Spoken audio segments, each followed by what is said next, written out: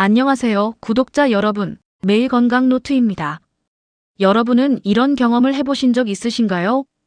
가만히 있었는데 갑자기 심장이 빠르게 뛰고 숨이 잘 안 쉬어지는 것 같고 가슴이 답답해지고 손발이 저리거나 어지럽고 이러다 죽는 거 아닐까 하는 무서운 생각이 드는 순간 말입니다. 처음 겪는 분들은 대부분 이렇게 생각합니다. 심장에 문제가 생긴 건가? 숨이 막히는데 큰 병은 아닐까? 내가 왜 갑자기 이러지? 이런 증상은 정말 무섭습니다. 겪어보지 않은 사람은 그냥 긴장한 거 아니야? 마음 약해서 그런 거 아니야? 이렇게 쉽게 말할 수 있지만 실제로 겪는 사람에게는 그 순간이 굉장히 현실적인 공포로 느껴집니다. 오늘은 공황장애와 공황발작에 대해 차분하게 정리해 보겠습니다. 공황발작이 무엇인지, 어떤 증상이 나타나는지, 심장질환과 어떻게 구분해야 하는지, 발작이 왔을 때 어떻게 대처하면 좋은지, 그리고 언제 병원 진료가 필요한지까지 쉽게 설명드리겠습니다. 먼저 중요한 말씀부터 드리겠습니다. 공황은 의지가 약해서 생기는 것이 아닙니다. 성격이 예민해서만 생기는 것도 아닙니다. 그리고 부끄러워할 일도 아닙니다. 우리 몸의 경보 시스템이 필요 이상으로 강하게 작동하는 상태라고 이해하면 좋습니다. 공황발작은 갑자기 찾아오는 강한 불안과 공포의 반응입니다. 특별히 눈앞에 큰 위험이 없는데도 몸은 마치 위급 상황이 온 것처럼 반응합니다. 예를 들어 심장이 빠르게 뜁니다. 숨이 가빠집니다. 가슴이 답답하거나 아플 수 있습니다. 식은땀이 나고 손발이 떨리고 몸이 뜨거워지거나 차가워질 수 있습니다. 어지럽고 머리가 멍해지고 쓰러질 것 같은 느낌이 들기도 합니다. 어떤 분들은 이렇게 표현합니다. 내 몸이 내 몸 같지 않다. 현실감이 사라지는 것 같다. 이러다 정신을 잃을 것 같다. 죽을 것 같다. 공황발작이 무서운 이유는 증상 자체가 너무 갑작스럽고 강하기 때문입니다. 그리고 증상이 몸으로 나타나기 때문에 단순한 불안이라고 생각하기 어렵습니다. 특히 가슴 통증, 숨가쁨, 심장 두근거림이 같이 오면 누구라도 심장 문제를 의심할 수밖에 없습니다.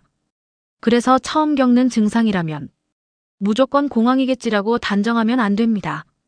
특히 가슴 통증이 심하거나 식은땀이 심하게 나거나 호흡곤란이 심하거나 실신, 마비, 말이 어눌해짐 같은 증상이 있다면 반드시 진료를 통해 다른 질환이 아닌지 확인해야 합니다. 공황장애는 확인 없이 스스로 단정하는 병이 아닙니다. 그렇다면 공황발작과 공황장애는 같은 말일까요? 비슷하게 들리지만 조금 다릅니다.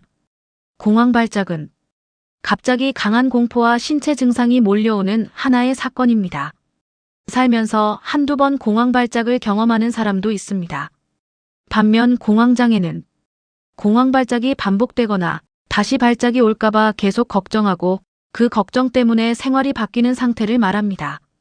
예를 들어 이런 경우입니다. 지하철에서 공황발작을 겪은 뒤 다시 지하철을 타기가 무서워집니다.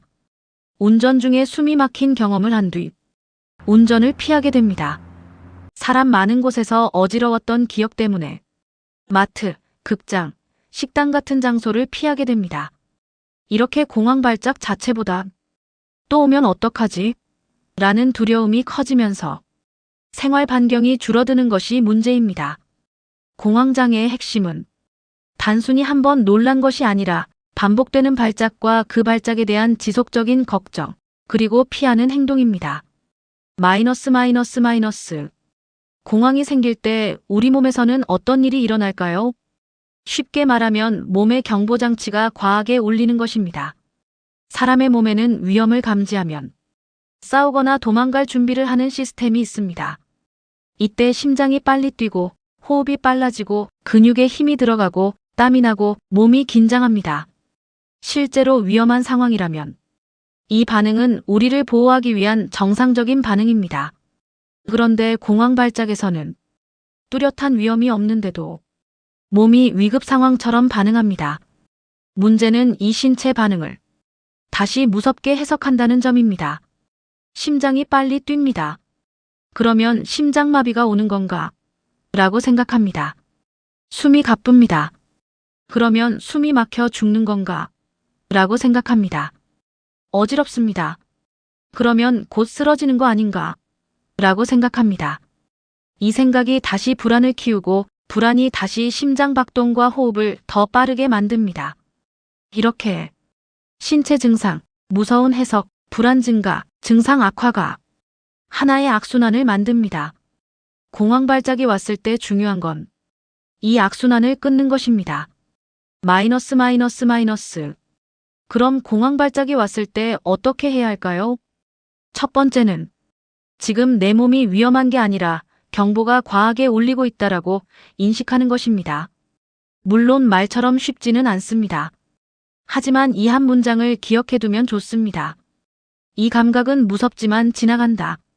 공황 발작은 영원히 지속되지 않습니다. 대부분은 시간이 지나면서 서서히 가라앉습니다. 두 번째는 호흡입니다. 많은 분들이 공황이 오면 숨이 부족하다고 느껴서 억지로 크게 들이마시려고 합니다. 그런데 너무 빠르고 크게 숨을 쉬면 오히려 어지러움이나 손발 저림이 심해질 수 있습니다. 그래서 들이마시는 것보다 천천히 내쉬는 데 집중하는 것이 좋습니다. 예를 들어 코로 3초 정도 들이마시고 입으로 5초에서 6초 정도 천천히 내쉽니다. 완벽하게 맞출 필요는 없습니다. 핵심은 숨을 크게 들이마셔야 해가 아니라 천천히 길게 내쉬자입니다. 세 번째는 몸의 감각에서 주변으로 주의를 옮기는 것입니다. 지금 보이는 것 5가지, 들리는 소리 4가지, 몸에 닿는 감각 3가지, 맡을 수 있는 냄새 2가지, 지금 느낄 수 있는 맛 1가지. 이렇게 주변을 하나씩 확인하면 머릿속이 공포에만 몰입되는 것을 조금 줄일 수 있습니다. 네 번째는 안전한 자세를 취하는 것입니다. 어지럽거나 쓰러질 것 같다면 무리해서 버티지 말고 앉거나 기대는 것이 좋습니다. 운전 중이라면 안전한 곳에 차를 세우고 계단이나 길가처럼 넘어지면 위험한 장소라면 즉시 안전한 곳으로 이동하는 것이 중요합니다. 마이너스 마이너스 마이너스. 그런데 여기서 정말 중요한 점이 있습니다. 공황 발작이 왔다고 해서 모든 신체 증상을 공황으로만 보면 안 됩니다. 특히 다음과 같은 경우는 반드시 진료가 필요합니다. 처음 겪는 심한 가슴 통증이 있을 때, 호흡곤란이 매우 심할 때, 실신하거나 의식을 잃을 것 같을 때, 한쪽 팔다리에 힘이 빠지거나 말이 어눌해질 때, 심장질환, 고혈압, 당뇨, 뇌혈관 질환 병력이 있을 때, 증상이 점점 심해지거나 평소와 다르게 느껴질 때, 공황 발작은 심장질환이나 호흡기 질환, 갑상선 문제, 저혈당 같은 증상과 비슷하게 느껴질 수 있습니다.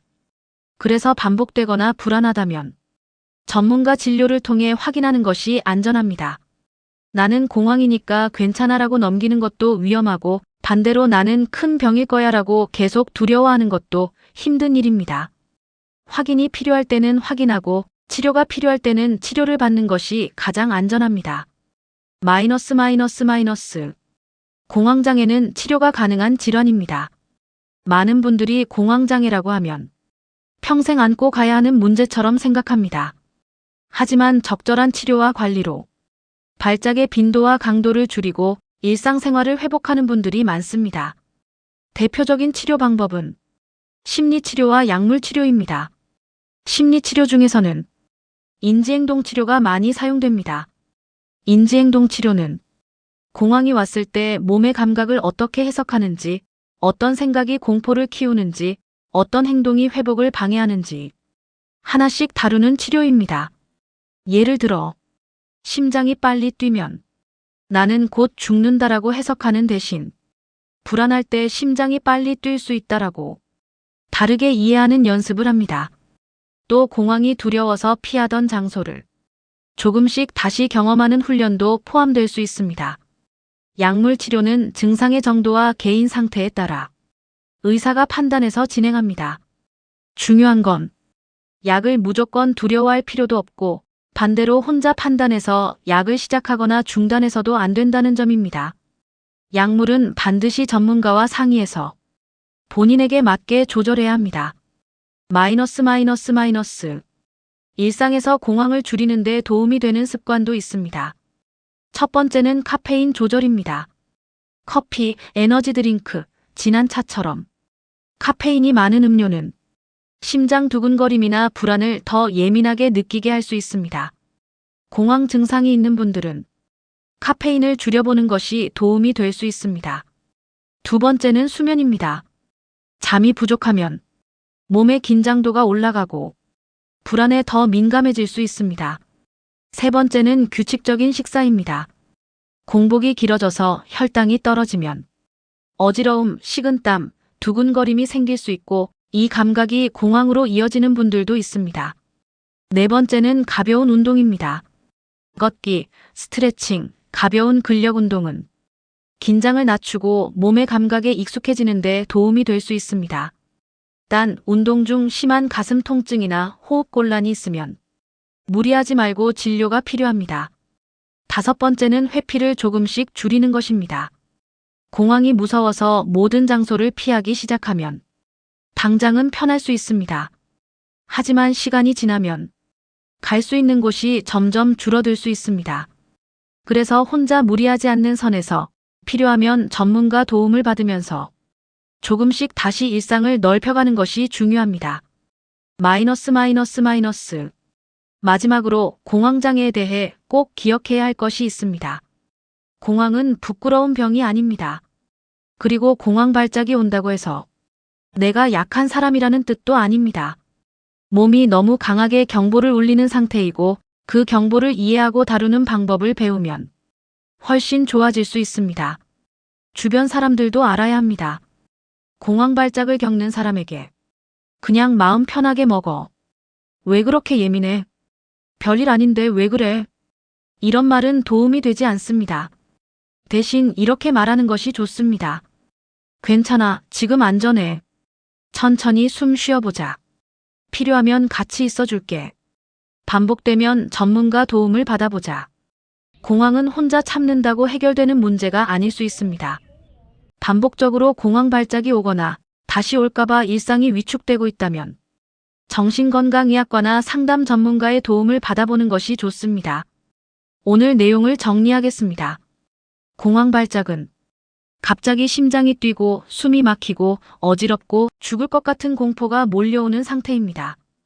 공황장애는 이런 발작이 반복되거나 다시 올까봐 계속 걱정하며 생활이 위축되는 상태입니다. 공황이 왔을 때는 이 감각은 무섭지만 지나간다라고 기억하고 천천히 길게 내쉬고 주변 감각으로 주의를 옮기고 안전한 자세를 취하는 것이 도움이 됩니다. 하지만 처음 겪는 심한 증상, 가슴 통증, 실신, 마비, 심한 호흡곤란은 공황이라고 단정하지 말고 반드시 진료가 필요합니다. 공황은 의지가 약해서 생기는 것이 아닙니다. 반복된다면 혼자 버티지 말고 도움을 받는 것이 회복의 시작입니다. 오늘 영상이 도움이 되셨다면 좋아요와 구독 부탁드립니다.